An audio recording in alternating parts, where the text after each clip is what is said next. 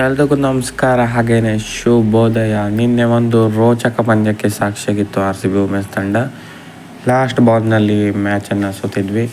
ಎಲ್ಲರಿಗೂ ಸಖತ್ ಬೇಸರವಾಗಿತ್ತು ಈ ಮ್ಯಾಚ್ನಿಂದ. ಸಖತ್ತಾಗಿ ಫೈಟ್ ಕೊಟ್ಟಿದ್ರು ಕೂಡ ಕೊನೆಗೆ ವಿರೋಚಿತ ಸೋಲನ್ನು ಕಂಡಿತ್ತು ಆರ್ ಸಿ ಬಿ ವುಮೆನ್ಸ್ ತಂಡ. ರಿಚಾ ಘೋಷ್ ಕೊನೆ ತನಕ ಆಡಿ ಸಿಕ್ಕಾಪಟ್ಟೆ ಹತ್ತಿದ್ರು. ಆಮೇಲೆ ಲಾಸ್ಟ್ ಬಾಲ್ ರನ್ಔಟ್ ಆದರು ಅವರು. ಈ ಮ್ಯಾಚ್ ಸೋತ ಬಳಿಕನೂ ಕೂಡ ಆರ್ ಸಿ ಬಿಗೆ ಪ್ಲೇ ಆಫ್ಸ್ಗೆ ಹೋಗಲು ಚಾನ್ಸ್ ಇದೆಯಾ ಅಥವಾ ಇಲ್ವಾ ಅಂತ ಈ ವಿಡಿಯೋದಲ್ಲಿ ನೋಡ್ಕೊಂಡು ಬರೋಣ. ಅದಕ್ಕೂ ಮೊದಲು ಚಾನಲ್ಗೆ ಹೊಸಬರಾಗಿದ್ದರೆ ದಯವಿಟ್ಟು ಸಬ್ಸ್ಕ್ರೈಬ್ ಮಾಡಿ, ಸ್ಪೋರ್ಟ್ಸ್ ಅಪ್ಡೇಟನ್ನು ಪಡೆಯಿರಿ. ಬನ್ನಿ ವಿಡಿಯೋನ ಶುರು ಮಾಡೋಣ. ನಿನ್ನೆ ಪಂದ್ಯದ ವಿರೋಚಿತ ಸೋಲಿನ ಬಳಿಕ ಆರ್ ಸಿ ಬಿ ವುಮೆನ್ಸ್ 3ನೇ ಸ್ಥಾನದಲ್ಲೇ ಇದ್ದಾರೆ. ಇದರೊಂದಿಗೆ ಡೆಲ್ಲಿ ಮತ್ತು ಮುಂಬೈ ಪ್ಲೇ ಆಫ್ಸ್ಗೆ ಕ್ವಾಲಿಫೈ ಆಗಿದೆ 5 ಜಯದೊಂದಿಗೆ.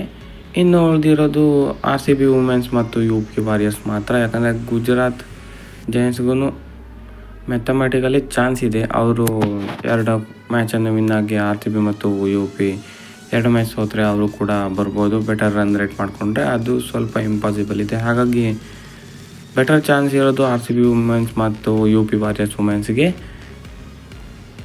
R C B playoff scenario ಇಷ್ಟೇ ಸಿಂಪಲ್ ಆಗಿದೆ. ನೆಕ್ಸ್ಟ್ ಮ್ಯಾಚ್ ವಿನ್ ಆಗಬೇಕು. ಹಾಗೆಯೇ ಯು ಪಿ ವಾರಿಯರ್ಸ್ ಅವರು ನೆಕ್ಸ್ಟ್ ಮ್ಯಾಚನ್ನು ಸೋಲ್ಬೇಕು ಅಥವಾ ನೆಕ್ಸ್ಟ್ ಮ್ಯಾಚ್ ಗೆದ್ದುಬಿಟ್ಟು ರನ್ ರೇಟ್ ಇಂಪ್ರೂವ್ ಮಾಡ್ಕೊಳ್ಳೋದು. ಯು ಪಿ ವಾರಿಯರ್ಸ್ ಗೆದ್ರೂ ಅದು ನಮಗೆ ಅಫೆಕ್ಟ್ ಆಗೋದಿಲ್ಲ. ಹಾಗಾಗಿ 2 ಸಿನಾರಿಯೋ ಇರುತ್ತೆ. ಅಪ್ಪಿತಪ್ಪೇನಾದರೂ ಸೋತರೂ ಕೂಡ ಲಾಂಗ್ ಮಾರ್ಜಿನಿಂದೆಲ್ಲ ಸೋಲ್ಬಾರ್ದು, ಸ್ಮಾಲ್ ಮಾರ್ಜಿನಿಂದ ಸೋತು ರನ್ ರೇಟನ್ನು ಅಷ್ಟೇ ಮೇಂಟೈನ್ ಮಾಡ್ಕೋಬೇಕು. ಹಾಗೆಯೇ ಯು ಪಿನೂ ಕೂಡ ಸೋಲ್ಬೇಕು ಅಂತ ನಿರೀಕ್ಷೆ ಮಾಡಬೇಕಾಗುತ್ತೆ. ಸೋತ್ರೆ ಕಷ್ಟ ಆಗುತ್ತೆ.